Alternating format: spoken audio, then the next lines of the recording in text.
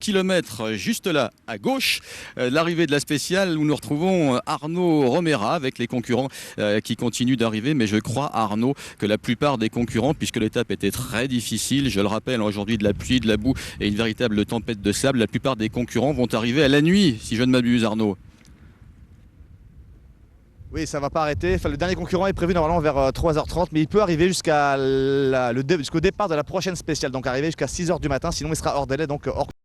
Alors sur la ligne d'arrivée ici, c'est ici que à 9 km du bivouac de Zouerat que les concurrents terminent leur long périple, 817 km, la plus longue étape de ce rallye. Sachez que pour la plupart, les concurrents se sont levés ce matin à 3h30, ils ont pris la route à 4h et ils arrivent maintenant au compte-gouttes. Les meilleurs sont arrivés vers 15h et ils ont donc toute la nuit pour arriver.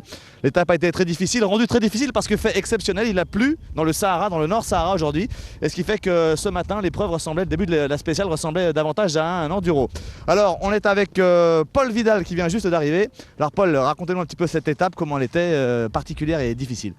Alors elle était particulière parce qu'effectivement il a plu depuis ce matin, on était sous la pluie et la liaison jusqu'après le mur pour le départ de Birmogren, c'était très boueux et très glissant, assez difficile et on souffrait pour les motards qu'on voyait parce qu'ils ont dû souffrir bien plus que nous.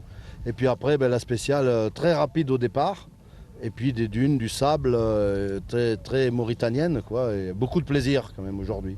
De la pluie dans le Sahara, vous avez déjà connu ça ? Oui, il y a 2 ans à Tichit, lors de l'étape de Tichit, on avait eu aussi de la pluie, mais moins que ça. Là, c'était vraiment beaucoup de pluie. Là. Et puis ça a été quand même très très roulant, surtout pour les voitures, ça a dû être un régal. Des pointes à combien vous ? Nous, quand on arrive à partir de 150, on commence à être limité, la voiture est courte, mais il y a des gens qui devraient rouler bien plus, je pense. Mais 150, c'est déjà bien sur une piste.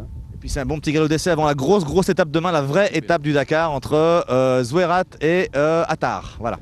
Alors Arnaud, vous qui êtes un jeune journaliste, eh bien sachez que l'on peut faire le Dakar à moto à plus de 65 ans. Et oui, c'est l'histoire aujourd'hui de Papy Robbie, un Scottish pur malt. Claire Vauquier, vous l'avez rencontré sur le Dakar et un Écossais, ça peut faire mal. Oui, vous allez voir, des fois, il aimerait bien d'ailleurs boire un petit coup de whisky écossais pour se remonter. Alors effectivement, Robbie Allan, c'est encore un de ces personnages du Dakar pour lesquels la passion l'emporte sur la raison. D'ailleurs, je crois que sa fille l'a laissé partir, mais en lui faisant promettre que ce serait à la fois son premier et son dernier Dakar. Je vous laisse regarder ce sujet sur le papy du rallye qui a été monté par notre papy monteur à nous, Jean-Michel Guidez. Oh, for a good Scottish whisky. Eh? What? A good Scottish whisky.